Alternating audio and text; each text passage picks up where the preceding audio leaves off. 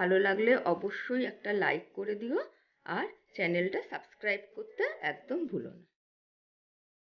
একটা বলে আমি প্রথমে 400 গ্রাম চিকেন নিয়ে নিলাম। এবারে আমি দিচ্ছি 1 চা চামচ লাল লঙ্কার গুঁড়ো, 1 চা চামচ কাশ্মীরি লাল লঙ্কার গুঁড়ো, 1 চা চামচ ধনে গুঁড়ো, জিরে গুঁড়ো হাফ টিস্পুন, গরম মশলা হাফ টিস্পুন, গোলমরিচ গুঁড়ো হাফ চা চামচ, হলুদ গুঁড়ো 1 চা চামচ, নুন পরিমাণ মতো, 2 টেবিল চামচ দই, লেবুর রস 1 চামচ,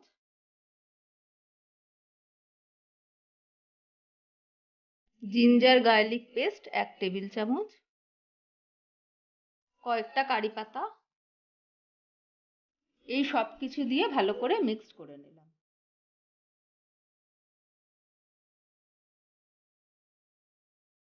এই সব কিছু ভালো করে মিক্স করে নেওয়ার পর 2 চামচ কর্নফ্লাওয়ার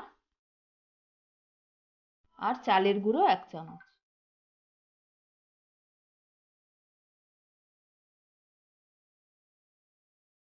এই সব উপকরণগুলো একসাথে চিকেনের সঙ্গে মেখে 2 ঘন্টা ম্যারিনেশনের জন্য রাখ।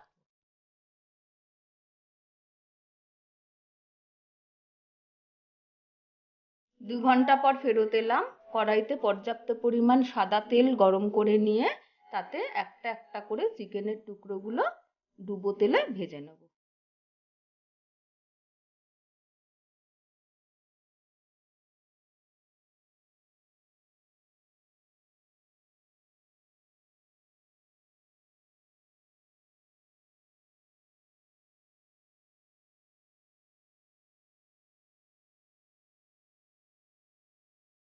এইভাবে সবকটা চিকেনের টুকরো ভালো করে ভেজে নিয়ে প্লেটে তুলে নিলাম।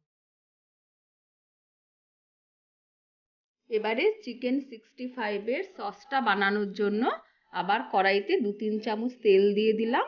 তার মধ্যে 1 চা চামচ রসুন কুচি ভালো করে ভেজে নিয়ে কয়েকটা চেরা কাঁচা লঙ্কা দিয়ে দিলাম। রসুনটা একটু ভালো মতো ভাজা ভাজা হয়ে গেলে তার মধ্যে কয়েকটা কারি পাতা দিয়ে দিলাম। এবারে আমি 1 চামচ মতো কাজু বাদাম দিয়ে এটা ভালোভাবে নেড়ে নিচ্ছি। এই কটা মশলা ভালো মতো ভাজা ভাজা হয়ে গেলে এর মধ্যে আবার আমি রেড চিলি পাউডার 1 চামচ আর গোলমরিচ গুঁড়ো 1 চামচ দিয়ে দিলাম। এবারে এটা দিয়ে ভালো মতো নাড়াচাড়া করে নিয়ে এতে রেড চিলি সস 1 চামচ দিয়ে দিলাম। 1 চামচ লেবুর রস ওই কষানো মশলাটার মধ্যে দিয়ে দিলাম। এরপরে ভালো মতো কষিয়ে নিয়ে এর ভিতরে সামান্য পরিমাণ জল দিয়ে দিলাম।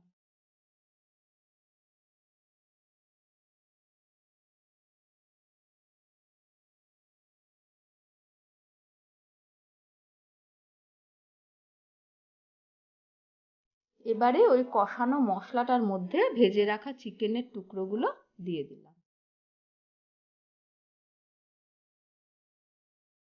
সসটার মধ্যে চিকেনের টুকরোগুলো দিয়ে ভালো করে অনেকক্ষণ ধরে নাড়াচাড়া করে নিলেই আমাদের চিকেন 65 একদম রেডি। চিকেন 65 সাধারণত একটু লাল লাল হয়। ফুড কালার ইউজ না করার জন্য এখানে চিকেন 65টা অতটা লাল হয়নি। তোমরা ইচ্ছে করলে ফুড কালার ইউজ করতে পারো।